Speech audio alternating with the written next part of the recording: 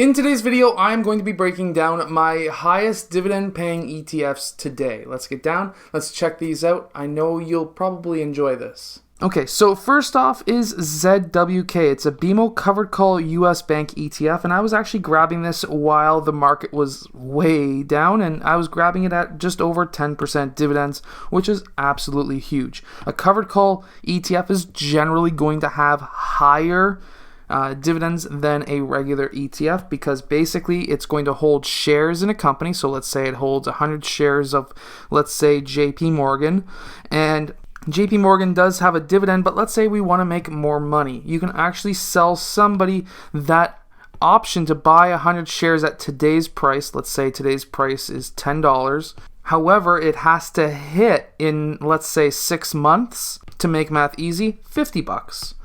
Well, this person is happy because he just paid a premium to do that. So he paid us, let's say, $5.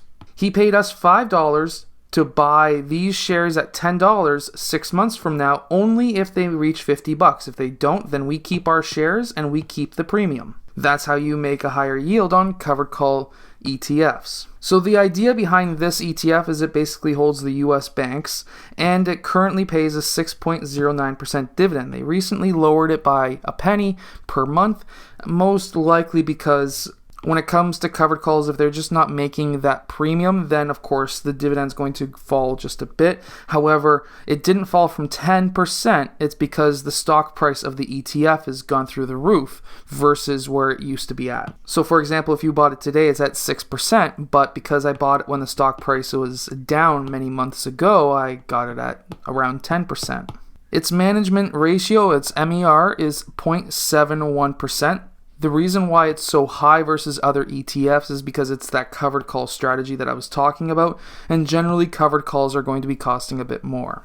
And it does pay monthly, which is nice, especially if you're looking to use it as a retirement fund, or if you're looking to run your own business like I do, and you would like to have some monthly earnings where in case you don't make enough money one month, then you can at least use dividends to, of course, pay for your life. Now, just as a side note, I try to only live off my dividends and not off my earned/YouTube income. And this is what I was talking about. They lowered the dividend from 18 cents to 17. That tends to happen once in a while if they're not selling as many covered calls as they would like, or if the premiums are not where they should be, or at least where they used to be. However, some of the biggest stocks that they own are, of course, Signature Bank, SVB, Financial, Citizens Bank, Regions, and, of course, one of my favorites on this list is actually Citizens. Now, on this list, I've made this video on this ETF before. JP Morgan was on this list. Goldman Sachs at one point was on this list. They tend to change quite often, it seems like. And if we look at the chart over the past year, we can see that it did bottom out just under $25, and that's where I was roughly purchasing it at back then, and now it's at close to $34. It's absolutely fantastic.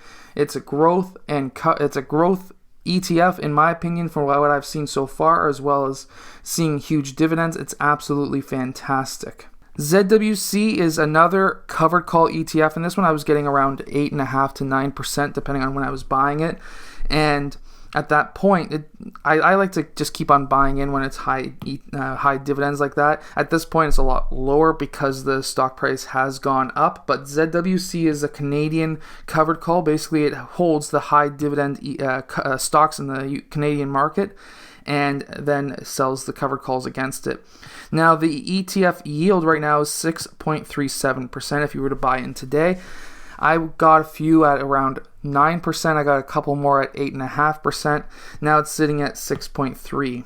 And when it comes to the MER, again, same thing. It's going to be a bit higher. It's 0.72. And we can see that it does pay monthly. And the market volume is actually not too shabby. It's 600,000 shares being traded every single day. It's very easy to get in and out of it as well. Now, this one, again, did also lower its dividend by a penny. This is something that we're seeing across the whole entire covered call strategy market.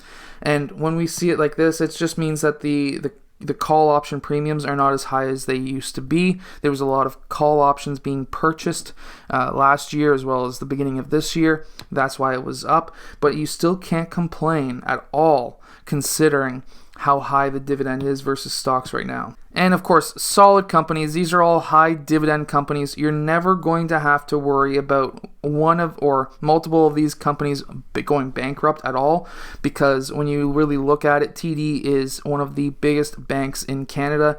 Royal Bank is the biggest bank in Canada and actually fights along with Shopify. So you're basically looking at one of the biggest companies in Canada. These are all literally the biggest companies altogether in Canada. And this is their chart over the past year, and it's still continuing to grow, which is nice to see. This is exactly what you want to see with a covered call, a chart that is slowly growing.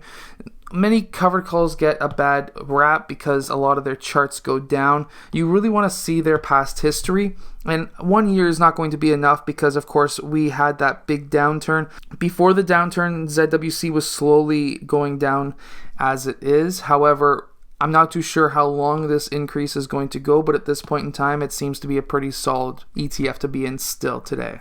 One of my favorite ETFs as well is TXF. This is another covered call strategy. However, it's a tech covered call strategy. It's a Canadian ETF, but it's based off of American stock. Its management fee is a bit less at 0.65%, and the current dividend is 1%. However, the total yield, remember how covered calls work, is not just dividends. It's also the covered call premiums, which then, if we look at the insights or the distributions, it's 9.17% today, and I was getting it up in the 10 and 11% range. So it's working out extremely well for me, and that is because, of course, when we look at the actual charts, which we'll do in a bit later, you'll see how good it actually is. Here it shows 0.71, but the more updated is 0.65. These are the top investments in the company, and you're looking at some massive growth companies that are on this list. It's just absolutely amazing. Altogether fantastic. And if we're looking year over or each year, the total return 11%, 30%, 16, negative 2, 20, 33, negative 7, 27, 32. Massive gains. Only 2 bad years. And if you're getting 2 shortly or small bad years, these are the years that you would generally want to buy in at so that you can then, of course, do extremely well into the future. And over the past year, we can see that it's sort of bottomed out right there and multiple times around roughly $19 or so. And then since then, it has climbed to 23. You're getting growth in this ETF, but you're also getting extremely high dividends. The dividends are paid quarterly, however. So that is my list of my top dividend-paying ETFs. I hope that you've enjoyed. I hope it's given you some ideas. If it has, hit that like button, subscribe, and I'll see you guys again next time.